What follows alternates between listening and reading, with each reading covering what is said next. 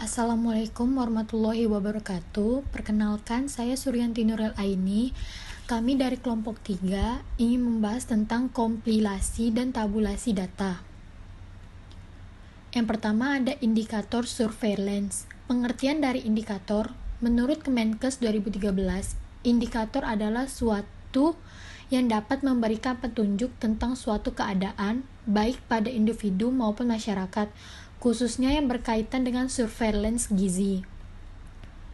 Kemudian seperti yang dikemukakan oleh WHO tahun 2013, dikutip dari Zulfianto 2016, dan dalam ilmu gizi, teoris, dan aplikasi, saat pemilihan indikator, Anda harus smart, yang berarti saat memilih indikator, Anda harus spesifik, measurable, activable, dan relevan. Begitu pula dengan time bound. Artinya, indikator tersebut harus benar-benar dapat mengidentifikasi masalah yang dimaksud, dapat diukur atau diamati, dapat dilaksanakan secara pembiayaannya, relevan dengan masalah yang diamati, dan dapat memberikan indikasi secara tepat waktu. Kemudian ada syarat-syarat indikator. Kemenkes 2013 telah menetapkan beberapa syarat-syarat suatu data atau variabel dapat dijadikan indikator. Syarat-syaratnya sebagai berikut.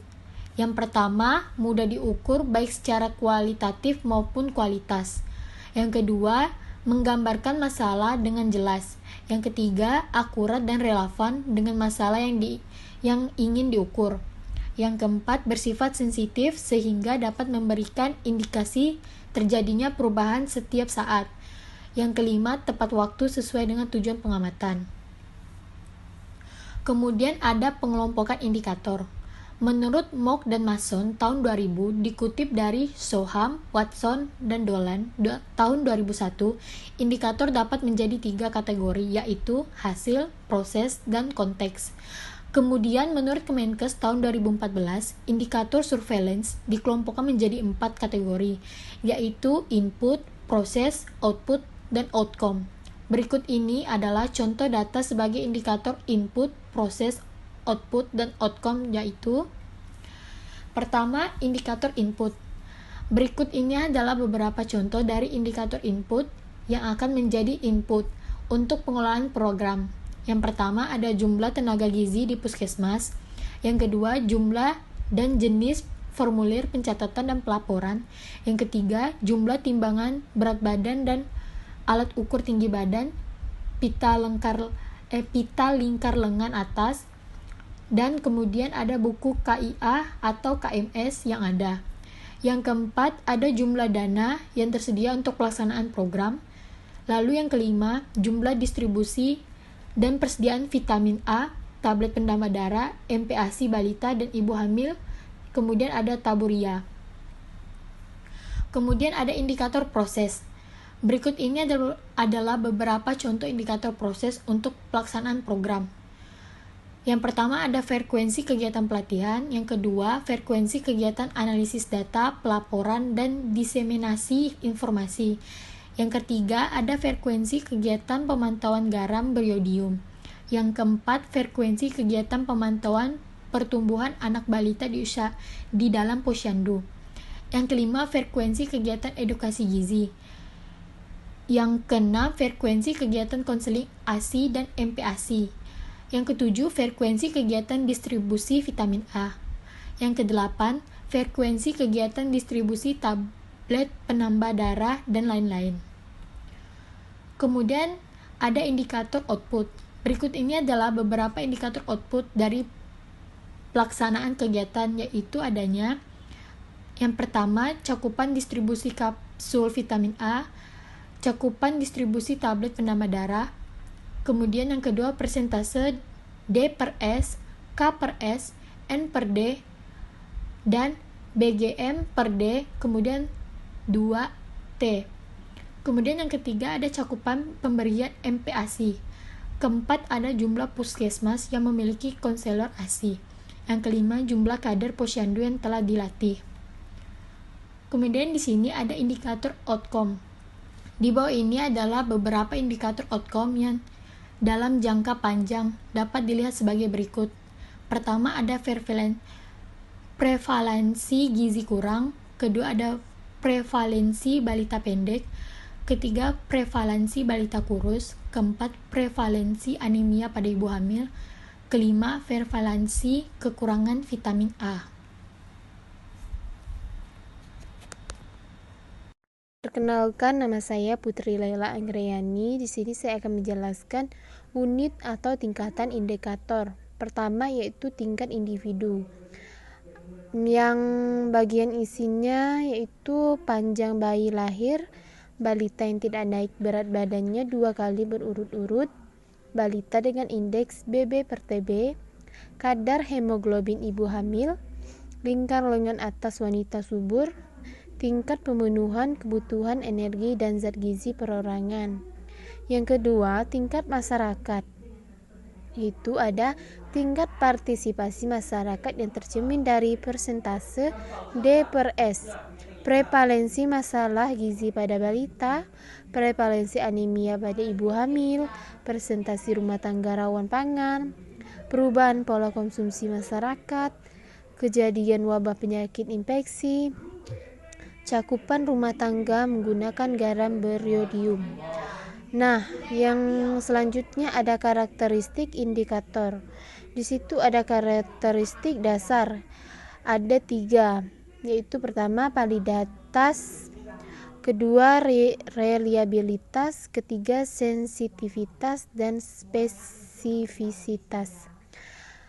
Selanjutnya bahasan tentang validitas. Validitas adalah pengukuran atau pengamatan yang berarti prinsip keandalan instrumen dalam mengumpulkan data, yaitu validitas bentuk-bentuk validitas menurut Abel dalam Nazir 1988. Yang pertama, concurrent validity, construct validity, fake validity, factorial validity, empirical validity, intrinsic validity, predictive validity, context validity, curricular validity. Selanjutnya, bahasan tentang reliabilitas. Reliabilitas adalah keakuratan dan ketepatan dari suatu alat ukur dalam suatu prosedur pengukuran. Berdasarkan bahasa, reliabilitas berasal dari kata reliability yang terdiri dari kata rely dan ability, yaitu artinya sejauh mana hasil suatu pengukuran dapat dipercaya. Ada juga jenis-jenis reliabilitas, yaitu reliabilitas stabil atau stability reliability. Yang kedua, reliabilitas terwakili. Dan yang ketiga, reliabilitas seimbang. Selanjutnya, bahasan tentang sensitivitas dan spesifisitas. Sensitivitas mengacu pada kemampuan mengidentifikasi secara benar kasus yang dicari, atau yaitu jawaban positif. Sedangkan spesifisitas adalah ukuran seberapa baik kasus negatif, seperti individu yang tidak terpengaruh oleh suatu kondisi diidentifikasi. Nah, di dalam karakteristik operasional terkandung 5. Yang pertama, biaya, kedua keteguhan atau defendability, ketiga kesederhanaan, keempat keterwakilan, kelima ketersediaan. Pembahasan tentang ketersediaan yaitu mengacu pada kemungkinan memperoleh data yang diperlukan untuk sebuah indikator. Sedangkan keteguhan atau defendability yaitu defendability ditentukan oleh keakuratan dan keterwakilan data dan kualitas sumber data.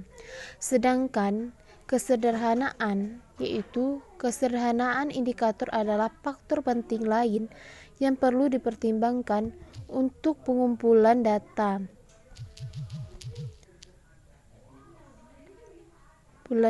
Karena memiliki dampak yang signifikan pada waktu usaha yang dibutuhkan dan frekuensi pengumpulan indikator.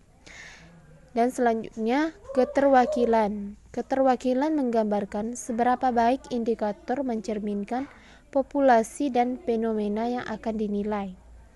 Selanjutnya, biaya. Biaya juga dapat berperan jika data tidak terkumpulkan secara rutin dan terpusat, walaupun biaya ini sulit untuk dinilai.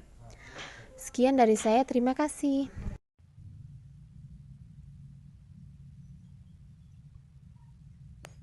Perkenalkan, saya Eli Askia Putri. Indikator gizi. Indikator gizi digunakan untuk memantau, mendiagnosis, dan mengevaluasi intervensi gizi dan keadaan gizi pada individu. Indikator gizi juga digunakan dalam populasi untuk menentukan hal besar dan kecenderungan masalah gizi yang sedang diawasi, lokasi dan penyebabnya, dan untuk mengevaluasi dampak program dan kebijakan gizi.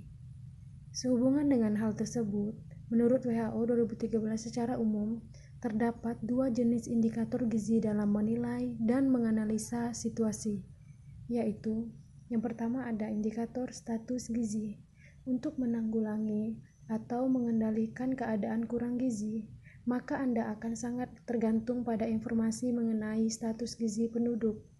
Informasi tersebut diberikan oleh indikator status gizi yang menjadi ciri khas seperti masalah gizi buruk. Indikator ini harus dikaitkan dengan karakteristik individu, waktu dan lokasi untuk mendapatkan indikasi distribusi masalah dalam populasi dan gambaran situasi secara keseluruhan. Yang kedua ada indikator penyebabnya. Status gizi penduduk dan distribusi geografis atau sosioekonomi diketahui dan untuk perbaikan telah ditetapkan, maka diperlukan informasi faktor-faktor penyebab situasi tersebut seperti faktor, peristiwa apa saja yang cenderung mempengaruhi status gizi dari individu dalam populasi pada tingkat yang berbeda. Nah, di sini ada pemilihan indikator. Sebelum kita memilih indikator, ada faktor-faktor yang berperan terhadap peningkatan situasi gizi dan mengidentifikasi faktor-faktor yang diperlukan untuk melakukan modifikasi. Nah, peran faktor-faktor yang lain adalah relevan perlu dipertimbangkan. Sehubungan dengan hal itu, maka Anda perlu membentuk kelompok lintas program maupun lintas sektor, baik dilembagakan atau tidak, untuk memberi masukan dan meninjau di mana indikator tersebut dikumpulkan. Di sini ada langkah-langkah memilih indikator. Menurut WHO 2013, langkah-langkah yang perlu Anda lakukan untuk memilih indikator adalah sebagai berikut. Yang pertama, kembangkan kerangka konsep situasi gizi, termasuk analisa data. Analisa pada tingkat yang berbeda, misalnya nasional, regional, dan masyarakat. Yang kedua, identifikasi indikator yang diperlukan untuk berbagai jenis penyebab tergantung pada tujuan surveillance. Yang ketiga, kaji karakteristik dasar dari indikator potensial. Yang keempat, identifikasi data yang dibutuhkan jika indikator yang dipilih yang tidak tersedia dan ditentukan kelompok sasarannya. Yang kelima, pilihlah frekuensi pengumpulan data berdasarkan kebutuhan pengambilan keputusan. Yang keenam, rancanglah protokol untuk analis data. Yang ketujuh, identifikasi pula sumber data, misalnya data yang diperlukan, kelompok sasaran, dan periode referensi, frekuensi pengumpulan dan analisisnya. Yang kedelapan, akhiri pemilihan indikator berdasarkan kelayakan, misalnya kesulitan dalam memperoleh data, urgensi, keuangan, teknis, dan sumber daya manusia.